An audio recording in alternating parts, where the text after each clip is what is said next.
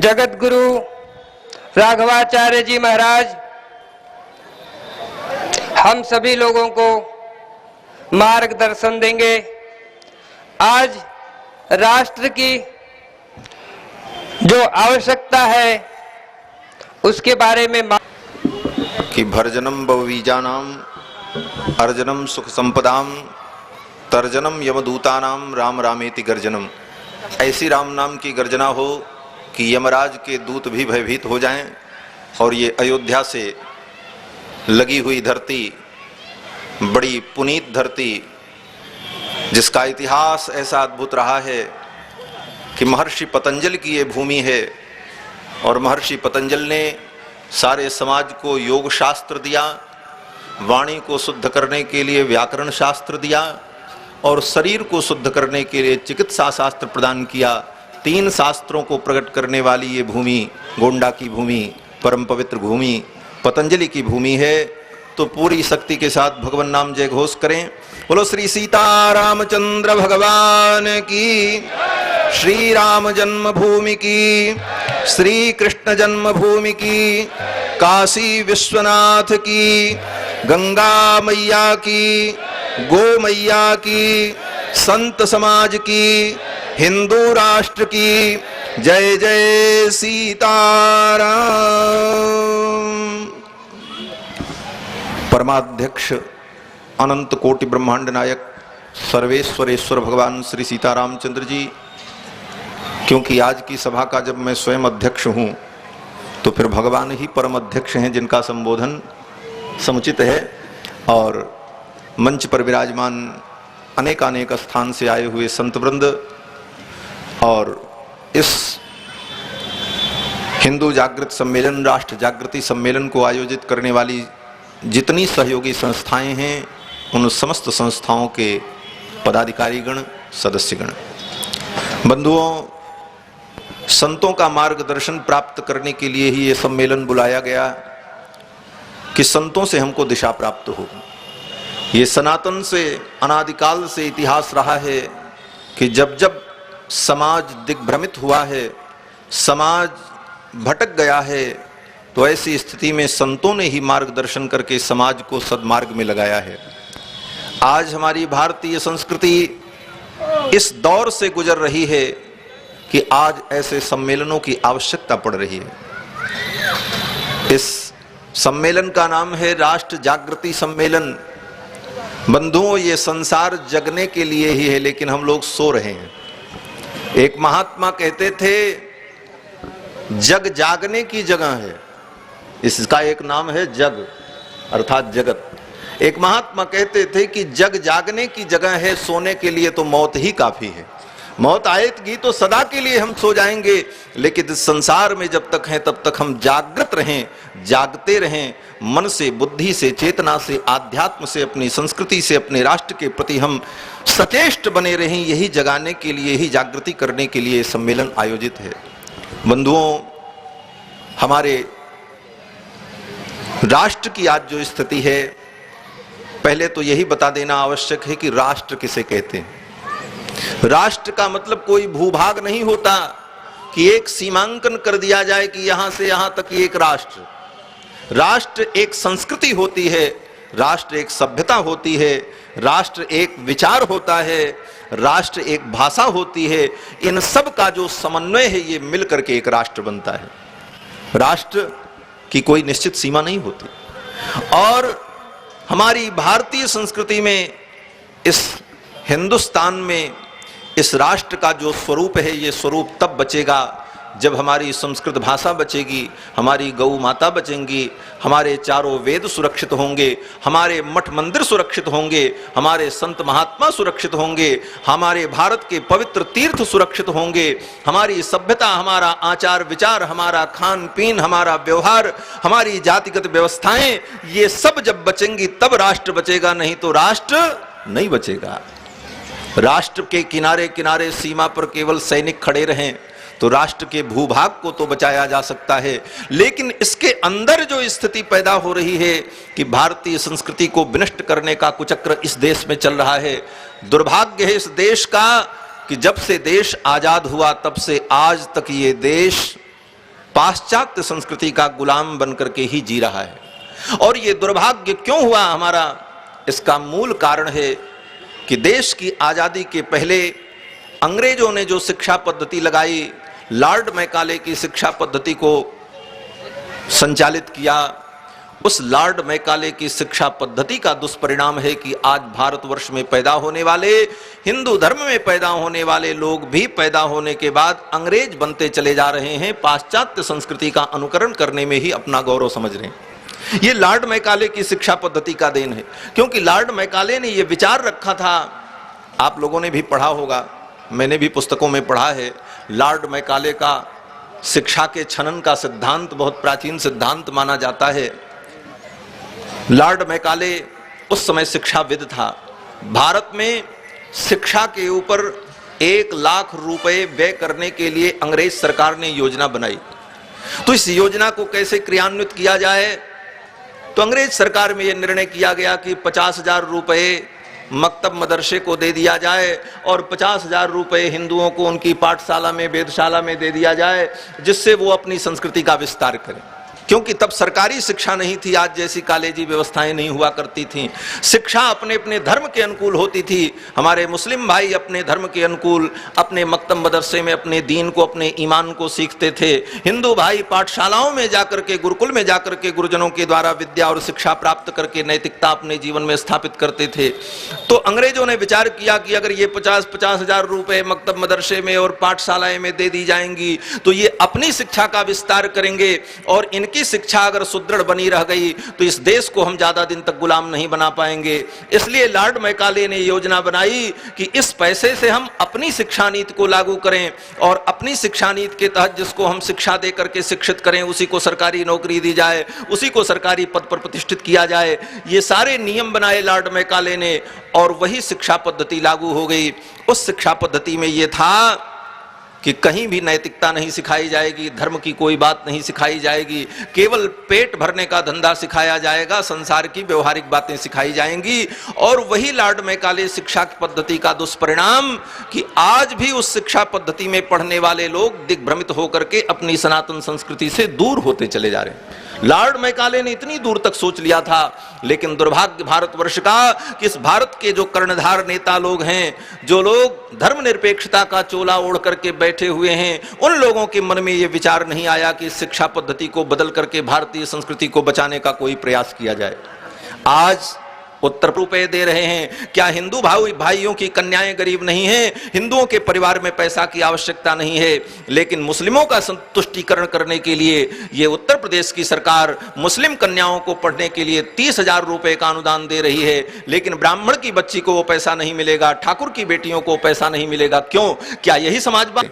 अभी हाल में 3-4 दिन पहले की बात है, पेपर में मैंने पढ़ा, हमारी अयोध्या में सपाई भाई आए और मुलायम सिंह जी के जन्मदिन के अवसर पर गौ पूजा की। उन मूर्खों से मैं पूछना चाहता हूं, ये तुम्हारी गौ पूजा नाटक नहीं तो और क्या है? तुम्हारे राज्य में हर जिले में गौ हत्या हो रही है, बड़े बड़े कसाई खाने खोले जा रहे हैं और मुस्लिमों की पौ खुल गई है कसाईयों की, और खुलेआम गौ हत्या हो रही है। एक तरफ तुम गौ हत्या करवा रहे हो और दूसरे तरफ अपने जन्मदिन पर अयोध्या में आकर के गौ की पूजा करके के तुम क्या दिखाना चाहते हो? समाज को ठगना चाहते हो। आज हमारे साथ ये स्थिति है महाराज, ये समझने की आवश्यकता है। हिंदू अगर सचेष्ट नहीं हुआ तो हिंदू का अस्तित्व आज खतरे में पड़ा हुआ है। आज केवल ये नेता लोग ही नहीं, कांग्रेस की स्थिति आप देख रहे हैं। जब से देश आजाद हुआ तब से कांग्रेसियों ने इस देश को कितना लूटा है, और इन कांग्रेसियों का न अपना कोई जाति है न कोई धर्म है। इनके न धर्म का पता है न जाति का पता है। बेटी किस जात की, बाप मुसलमान तो कोई ब्याह कर लिया ईसाई से, न इनका कोई ही मानते हैं। ये भी मैं आज को बता दूं। अभी परसों की बात है, परसों नरसों की बात है। मैं तो पेपर नहीं पढ़ पाता हूं समयाभाव के कारण, लेकिन आजकल तो भगवान की ऐसी कृपा है, विज्ञान का युग है कि मोबाइल में ही न्यूज़ हंट में आप सारा समाचार देख सकते हैं। तो न्यूज़ हंट में मैंने एक समाचार पढ़ा, हैदराबाद की किसी मुस्लिम संस्था ने अपने मासिक पत्रिका में ये समाचार निकाला था कि ये कांग्रेसी नेता गांधी परिवार जो वंशवाद की राजनीति करते हुए इस देश को, देश की आजादी के बाद आज तक लूटता चलाया, इनके जेहन में इस्लाम धर्म है। ये इस्लाम परस्त हैं, क्योंकि फिरोज गांधी इस्लाम था। इस्लामी था, मुस्लिम था। मर जाने के बाद फिरोज गांधी की मजार बनाई गई इलाहाबाद में, और अभी कुछ दिन पहले राहुल गांधी वहां गए थे तो चुपके से रात में जाकर के उन्होंने मजार पे मत्था टेका कि कहीं समाज के लोग देख लेंगे, मीडिया के लोग देख लेंगे तो ये सिद्ध कर देंगे कि मैं मुस्लिम परस्त हूं, तो हिंदुओं का वोट मुझे कैसे मिलेगा। देश को ठगो मत, बहुत ठग लिया तुम लोगों ने, और इससे अब बचने की आवश्यकता है। हमारी हिंदुओं की स्थिति बड़ी भयानक है। आज हिंदुस्तान में हम स्वतंत्र नहीं हैं, आज हिंदुस्तान में हम सुरक्षित नहीं हैं, हमारी गौ माता सुरक्षित नहीं है, हमारे मठ मंदिर सुरक्षित नहीं। आज क्या बलात्कार नहीं हो रहा? बड़े बड़े चर्च में, बड़ी बड़ी मस्जिदों में, बड़े बड़े ऐसे धार्मिक स्थानों पे अनेक प्रकार के अनैतिक कार्य हो रहे हैं, लेकिन पुलिस के अंदर इतनी हिम्मत नहीं है कि पुलिस वहां अपना हाथ डाल दे। लेकिन किसी साधु संत महात्मा को पकड़ना हो तो छोटे से मुकदमे में उनको पकड़ करके तुरंत जेल के अंदर कर दिया जाता है। ये स्थिति क्यों है कि हम सहिष्णु बने हुए हैं, हम अहिंसा परमो धर्मः का नारा लगाते हैं, इसलिए हमारे साथ ये स्थिति है। लेकिन मैं कह देना चाहता हूं कि लोग भूल जाएं इस बात को। हम अहिंसा परमो धर्मः का भी उपदेश करते हैं, ओम शांति शांति का भी पाठ करते हैं, लेकिन जब स्थिति आ जाती है तो हम महाभारत करने को भी तैयार हैं। हमारे भगवान श्री कृष्ण ने कहा था, अर्जुन जब धर्म को बचाने की बात आ जाए तो धर्म युद्ध में तुम्हारा बाप भी अगर धर्म के विरुद्ध खड़ा हो तो उसे मार देने में संकोच मत करना। और भगवान कृष्ण ने कहा, अर्जुन हतो वा प्राप्यसि स्वर्गम जित्वा वा भोक्ष्यसि महीम तस्मादुत्तिष्ठ कौन्तेय युद्धाय कृत निश्चयः। हे अर्जुन, तुम युद्ध के लिए निश्चय कर लो और खड़े हो जाओ। भगवान के आदेश को मान करके अर्जुन खड़ा हो गया, और देखते देखते बड़े बड़े धृतराष्ट्र के पुत्रों को, 100 पुत्रों को मृत्यु के घाट उतार दिया अर्जुन ने। कहने का भाव कि हम कायर नहीं हैं, हम कृपण नहीं हैं, हम नपुंसक नहीं हैं। बंधुओं, हमारे अंदर भी वो सूरता वीरता है। सहन शक्ति की सीमा जिस दिन समाप्त हो जाएगी, उस देश में ऐसा आंदोलन छिड़ेगा कि फिर व्यक्ति को कोई रास्ता नहीं मिलेगा। बंधुओं, आज हिंदू संस्कृति की यह स्थिति है कि केवल सरकार ही नहीं, यहाँ के राजनीतिक नेता लोग नहीं जो धर्मनिरपेक्षता का चोला ओढ़ करके बैठे हैं। इनकी धर्मनिरपेक्षता क्या है? केवल हिंदुओं के लिए ही धर्मनिरपेक्षता है बस। ये धर्मनिरपेक्षता की परिभाषा क्या है? एक संत कहा करते थे, ओढ़ चादर सियासत की सो जाइए, स्वार्थ की भावनाओं में खो जाइए, धर्म से आचरण शुद्ध हो जाएगा, इसलिए धर्मनिरपेक्ष हो जाइए। तो ये धर्मनिरपेक्षता क्यों है? क्योंकि धर्म का आचरण करेंगे तो हम शुद्ध हो जाएंगे, पवित्र हो जाएंगे, और तब हमें गलत कार्य करने का मौका नहीं मिलेगा। इसलिए धर्मनिरपेक्षता का चादर ओढ़ करके केवल हिंदू संस्कृति को विनष्ट करने का ही प्रयत्न किया जा रहा है। और ये प्रयत्न केवल इन लोगों के द्वारा ही नहीं, इसमें मीडिया का भी बहुत बड़ा योगदान है। मीडिया भी पैसे पर बिकने वाली है। आज की इलेक्ट्रॉनिक मीडिया की जो स्थिति है, आप देख रहे हैं कि संतों के साथ कोई स्थिति हो जाए तो उसको मीडिया रात भर दिखाती है, संत ने ऐसा कर दिया, संत ने ऐसा कर दिया। अरे संत भी तो मनुष्य है, संत भी मनुष्य है। अगर उसके जीवन में कोई ऐसी घटना हो गई तो इसका मतलब उसे फांसी पे लटका दिया जाए?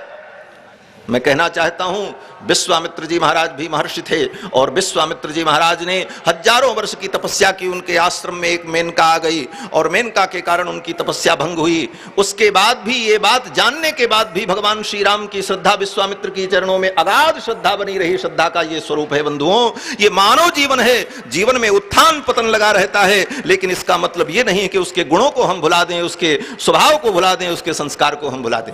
भगवान राम की श्रद्धा देखो। विश्वामित्र जी महाराज मेनका अप्सरा के चक्कर में अपनी तपस्या को नष्ट कर चुके। वशिष्ठ जी के 100 पुत्रों की हत्या की विश्वामित्र जी महाराज ने अपने स्वाभिमान के लिए। नंदिनी गऊ को छीनने का उन्होंने प्रयास किया, सब कुछ किया। ये सब कुछ जानते हुए भगवान श्री राम की विश्वामित्र जी के चरणों में अगाध श्रद्धा है। और इस श्रद्धा का उदाहरण कि भगवान श्री राम ने जब सुग्रीव के कहने पर, भगवान श्री राम, सुग्रीव ने कहा राम से कि प्रभु, एक बाण से अगर 7 तालों का आप भेदन कर देंगे तो आप बाली को मार पाएंगे। भगवान श्री राम ने कहा तुम्हारे विश्वास के लिए मैं कार्य करूंगा। और भगवान श्री राम ने अपने धनुष के ऊपर बाण चढ़ाया और संकल्प क्या किया? मैं बताना चाहता हूं कि भगवान श्री राम ने यही संकल्प किया कि विश्वामित्र जी के चरणों में मेरी अगर अगाध श्रद्धा हो तो इस श्रद्धा के परिणाम स्वरूप ये बाण 7 तालों का भेदन करता हुआ रसातल में चला जाए। बात इतनी ही नहीं है, मैं जो कहना चाहता हूं कि भगवान श्री राम ये भी कह सकते थे कि वशिष्ठ जी के चरणों में मेरी श्रद्धा हो तो ये बाण 7 ताल का भेदन करता हुआ रसातल में चला जाए। लेकिन भगवान राम ने वहां पर विश्वामित्र जी का नाम क्यों लिया? भक्ति युक्तिश्चेत कुशिक नंदन पादयोर में भित्वा गमिष्यति रसातलमप्यगाधम। ये मेरा बाण ताल को बेधते हुए रसातल में चला जाए, यदि विश्वामित्र जी के चरणों में मेरी अगाध श्रद्धा हो। ऐसा कह करके राम जी ने बाण छोड़ा और उस बाण ने सातों ताल को गिराते हुए रसातल में प्रवेश किया। तो विश्वामित्र जी के चरणों में इतनी, मैं सुन रहा था, बोले ऐस तो बाबा कर रहे हैं। बोले बाबा किसी के जेब से पैसा नहीं लेते, बाबा किसी को लूटते नहीं, बाबा किसी को ठगते नहीं, बाबा कोई 2 नंबर का धंधा नहीं करते, बाबा तो राम राम करते हैं और श्रद्धा से कोई प्रेम से उनको ला करके देता वही लेते हैं। लेकिन जाकर के उनसे पूछो जो देश को लूट रहे हैं, राष्ट्र को लूट रहे हैं, संस्कृति को लूट रहे हैं और वो कितनी मौज कर रहे हैं, उनकी मौज के ऊपर तुम प्रश्न चिन्ह क्यों नहीं लगाते हो?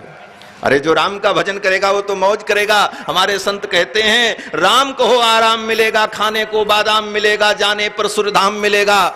सब चकाचक ही होगा, यहां भी चकाचक वहां भी चकाचक। राम जी के भजन में क्या कमी है? एक महात्मा कहते आराम की तलब है तो एक काम कर, आराम की तलब है तो एक काम कर। इस्लाम के ऊपर, किसी अन्य धर्म के ऊपर इन पिक्चर वालों को, इन नचनियों को कोई पिक्चर बनाने की हिम्मत नहीं होती। क्यों? बोले जूता खाएंगे। और हिंदू धर्म के ऊपर इन्होंने पिक्चर बना करके हिंदू संस्कार को किस तरह से विकृत करके दिखाया। उस पिक्चर के माध्यम से समाज को संदेश दिया कि जो लोग डरे हुए होते हैं वो लोग मंदिर में जाते हैं। मैंने पीके पिक्चर नहीं देखी है, मैंने जो समाचार के माध्यम से सुना है, पीके पिक्चर में दिखाया गया कि डरे हुए लोग मंदिर में जाते हैं। तो मैं कहना चाहता हूं मंदिर में तो लोग केवल 2 बार जाते हैं, सुबह शाम जाते हैं, लेकिन उनसे ज्यादा डरे हुए वो लोग हैं जो 5 बार जाकर के नमाज पढ़ते हैं। उनसे पूछो ये क्यों नहीं कहते। हम तो 2 बार मंदिर में जाते हैं, जो 5 बार जाते हैं उनसे पूछो, वो नहीं डरे हुए। डर किसको नहीं है? और ईश्वर से सबको डर होना चाहिए।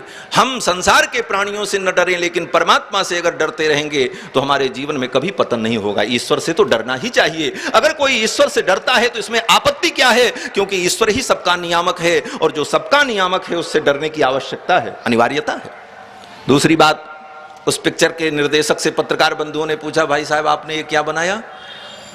तो पत्रकार बंधु ने कहा हमने धर्म की व्याख्या की है, धर्म की सही व्याख्या की है। मैं कहना चाहता हूं कि धर्म की व्याख्या करने के लिए तुम्हारी आवश्यकता नहीं है। तुम्हारे जैसे नचनियों पदनियों से हमको धर्म की व्याख्या नहीं सुननी। धर्म की व्याख्या करने के लिए धर्माचार्य ही पर्याप्त हैं। इतने संत महात्मा जो अपना जीवन धर्म के लिए दिए हुए हैं, रामायण गीता भागवत, और धर्म की व्याख्या उन्हीं के द्वारा हो जाएगी। तुम्हारे जैसे नाचने गाने वालों से हमें धर्म की व्याख्या नहीं सुननी है। ये नाचने वाले, ये नचनिया, ये संस्कारहीन प्राणी जिनका कोई स्वरूप नहीं, जिनका कोई संस्कार नहीं, वो धर्म की व्याख्या करने चले हैं। ये धर्म का ठेका लेकर के बैठे। तुम धर्म की व्याख्या करोगे? धर्म का सींग पूंछ तुम्हें पता ही नहीं धर्म क्या होता है। तुम्हारा पूरा जीवन अधर्म में बीता और तुम धर्म की व्याख्या करने चले हो।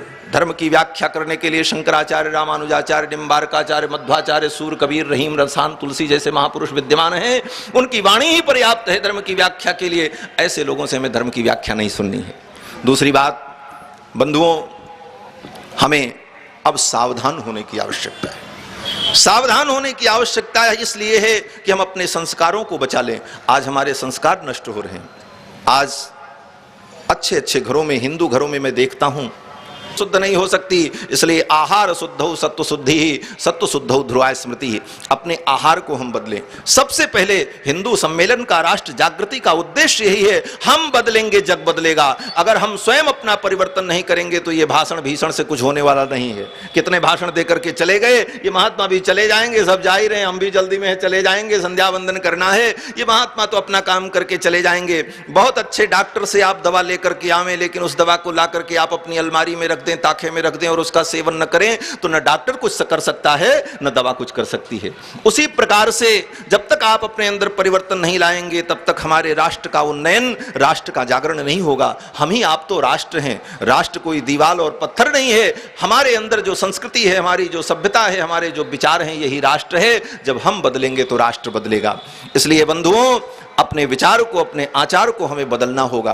पहला काम ये करें कि हम आहार की शुद्धि करें और विचार की शुद्धि करें। उसके बाद हम नियम बनावें। आज संकल्प लीजिए इस सभा में कि हम प्रतिदिन 24 घंटे में कम से कम एक बार समय निकाल करके अपने सन्निकट के किसी मंदिर में जाकर के भगवान का दर्शन करेंगे और भगवान का पूजन करेंगे।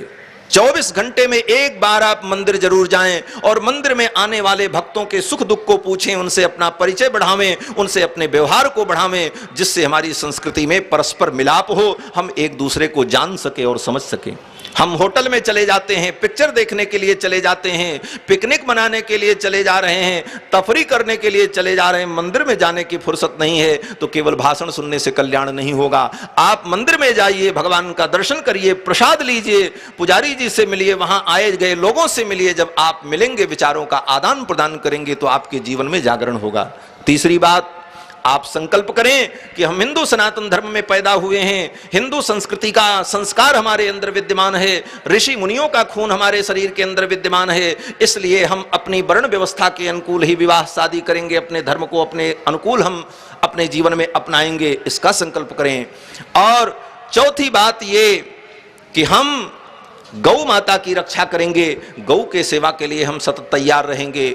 पांचवा संकल्प ये करिए कि हमारे सनातन धर्म के मार्गदर्शक, पथ प्रदर्शक जो संत हैं, आज संतों के हाथ में ही बागडोर है, क्योंकि किसी भी विद्यालय में धर्म की शिक्षा नहीं दी जाती, किसी विद्यालय में वेद शास्त्र की शिक्षा नहीं दी जाती। ये तो संत महात्मा हैं जो गली गली में घूम घूम करके, भीख मांग करके, चंदा मांग करके, मंदिर बना करके, मठ बना करके घंटी बजा रहे हैं, नहीं तो धर्म आपके देश से चला जाएगा महाराज। ये महात्मा बचाए हुए हैं। कौन वेद पढ़ रहा है, किसको फुर्सत है? आज व्यक्ति ब्राह्मण अपने बेटे को इंजीनियर बना रहा है, डॉक्टर बना रहा है, कलेक्टर बना रहा है, डीएम बना रहा है, मिनिस्टर बना रहा है। किसी ब्राह्मण के मन में यह भाव नहीं है कि हम अपने बेटे को वेदज्ञ बनावें, विद्वान बनावें, शास्त्रज्ञ बनावें। धर्म कैसे बचेगा? ये तो महात्मा हैं जो भीख मांग करके, चंदा मांग करके, अपने जीवन का उत्सर्ग करके धर्म की रक्षा कर रहे हैं, पाठशाला चला रहे हैं, मठ मंदिर चला रहे हैं, गौ की सेवा कर रहे हैं। तो आप नहीं कर सकते, तो आपका दायित्व है कि इन संतों को बचाओ, इनकी रक्षा करो, इनका समर्थन करो, इनका सहयोग करो, इनके विचारधारा को लेकर के अपने जीवन में चलो। एक महात्मा कहते थे, सब कुछ छूट जाए लेकिन 3 चीज जीवन में पकड़ लो। आपके जीवन में एक संत हो, आपके जीवन में एक ग्रंथ हो, और आपके जीवन में एक निश्चित पंथ हो। आपके जीवन में ये 3 चीज आ जाएंगी तो आपका जीवन धन्य हो जाएगा। आपके जीवन में एक संत होना जरूरी है। किसी एक संत को अपने जीवन का मार्गदर्शक बना लो और उसके मार्गदर्शन में आप अपने जीवन की धारा को लेकर के चलो। एक संत हो जीवन में, और उसके बाद जीवन में एक ग्रंथ हो, रामायण को, चाहे गीता को, चाहे भागवत को, चाहे उपनिषद को, चाहे किसी पुराण को, किसी भी एक ग्रंथ को आप अपना आदर्श मान लो और उसका स्वाध्याय करो, उसका चिंतन करो, उसमें लिखी हुई बातों को अपने जीवन में अपनाने का प्रयत्न करो। जीवन में एक संत हो, जीवन में एक ग्रंथ हो, और जीवन में एक पंथ हो। एक भक्ति में लग जाओ, राम भक्ति में, कृष्ण भक्ति में, नारायण की भक्ति में, शिव की भक्ति में, जिसमें तुम्हारी रुचि हो। हमारे यहाँ तो अनंत देवता हैं, परमात्मा तो एक है लेकिन उसके रूप अनेक हैं, इसलिए किसी भी रूप में आप उस ईश्वर का भजन करते रहो। तो एक पंथ आपके जीवन में हो, आपके जीवन में एक ग्रंथ हो, और आपके जीवन में एक संत हो, फिर देखो आपका जीवन कैसा सुंदर बन जाता है महाराज। ये भारतवर्ष ही सुंदर बन जाएगा।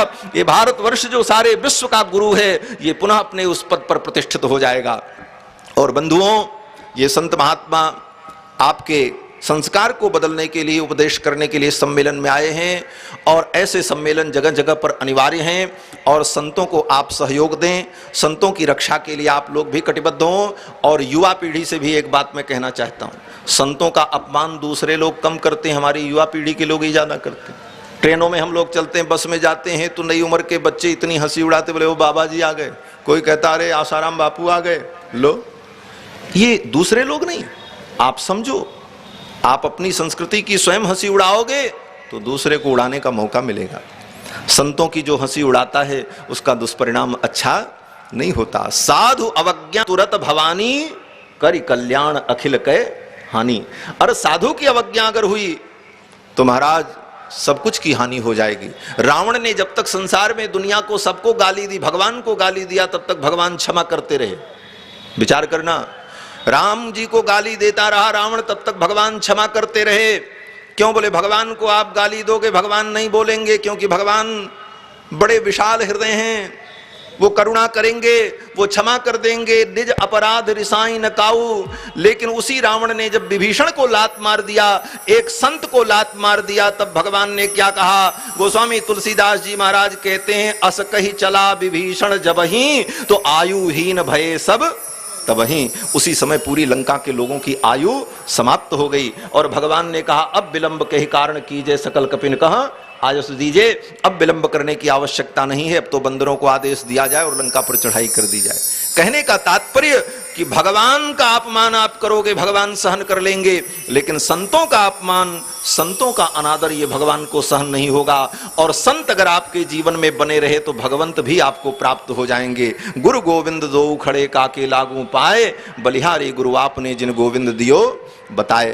गोविंद को बताने वाले संत हैं, संस्कृति की रक्षा करने वाले संत हैं, और संतों ने सबका मार्गदर्शन किया है। यहां तक कि भगवान का भी मार्गदर्शन संतों ने किया है। महाराज रामायण आप पढ़ो, भगवान का मार्गदर्शन किसने किया? बोले विश्वामित्र जी ने किया, वशिष्ठ जी ने किया।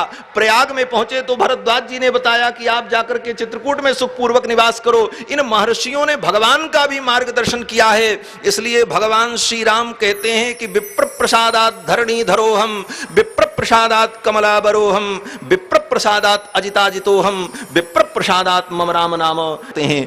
तो संतों के माध्यम से आप अपने जीवन को लेकर के चलेंगे, आपके जीवन में संत का मार्गदर्शन मिलता रहेगा, तो निश्चित रूप से आपका उत्थान होगा और इस राष्ट्र का उत्थान होगा और पूरे राष्ट्र का गौरव होगा। इसी संदर्भ में ये राष्ट्र जागृति सम्मेलन का आयोजन किया गया और संतों का काम है जगाना। देखो आपको लगता होगा कि ये संत बड़े सम्मानित हैं, मंच पर बैठे, हम लोग नीचे बैठे हैं। अरे जो ऊपर बैठता है, चौकी पर बैठता है, वो चौकीदार होता है, और जो जमीन पर बैठता है वो जमींदार होता है। आप तो जमींदार हैं, हम लोग चौकीदार हैं। महाराज धर्म के चौकीदार हम ही लोग हैं। और चौकीदार का काम क्या है? बोले चौकीदार चौकी पर बैठता है और चिल्लाता रहता है जागते रहो, जागते रहो। और चौकीदार की बात को सुनकर के व्यक्ति नहीं जागा तो उसका धन लुट जाएगा, चोर ले जाएगा। तो ये संत चौकीदारी कर रहे हैं महाराज। इसलिए ये मत समझना कि हम कम हैं, आप तो जमींदार हो। आपकी जमींदारी को, आपकी जागीर को बचाने के लिए संतों ने अपने जीवन का उत्सर्ग किया है। और ये संत आपको जगाने के लिए गली गली घूम रहे हैं और जागते रहो, जागते रहो। हम तो अपना कर्तव्य करते रहेंगे, लेकिन इस आवाज को सुनकर के अगर आप नहीं जागे तो फिर आपको इसका परिणाम आज नहीं तो कल भोगना ही पड़ेगा। आपकी संस्कृति नष्ट हो जाएगी, आपकी सभ्यता नष्ट हो जाएगी, आपका कल्चर समाप्त हो जाएगा। आप अपने स्वरूप को भूल जाएंगे, आप अपने को ही नहीं जान पाएंगे कि आप कौन हैं। इसलिए ये सारी समस्याएं हमारे जीवन में आवें, उसके पहले हम सावधान हो जाएं। और जमाना बदल चुका है, अब तो हर चीजें सब जगह उपलब्ध हैं, सारी सुविधाएं हैं, इसलिए कहीं कोई किसी से कुछ छुपा नहीं है। इसलिए इन सुविधाओं का हम उपयोग करते हुए अपने जीवन को, अपने राष्ट्र को हम उन्नति के मार्ग पर ले जाएं, यही इस सम्मेलन का उद्देश्य है। बस इन्हीं शब्दों के साथ मैं अपनी वाणी को विराम देता हूं, क्योंकि संध्या का समय हो रहा है। सब प्रातः काल से बैठे हुए हैं महाराज, 12 बजे से सब आकर के, सबकी अपनी अपनी व्यस्तताएं हैं, जीवन के अपने सबके कार्य हैं। तो बस इन्हीं शब्दों के साथ वाणी को विश्राम। एक बार पूरी शक्ति के साथ भगवान नाम जय घोष करें। बोलो श्री सीता रामचंद्र भगवान की। केवल अभी 50% हुआ है महाराज, पूरी शक्ति लगा करके। आप लोग तो खा पी करके आए हो खुद डट करके, इसलिए पूरी शक्ति लगा करके जय घोष करें। बोलो श्री राम जन्मभूमि की, श्री कृष्ण जन्मभूमि की, काशी विश्वनाथ की, काशी विश्वनाथ की, गौ माता की, गौ माता की, गंगा मैया की, संत समाज की, भक्त समाज की। नमः पार्वती पतये, हर हर महादेव।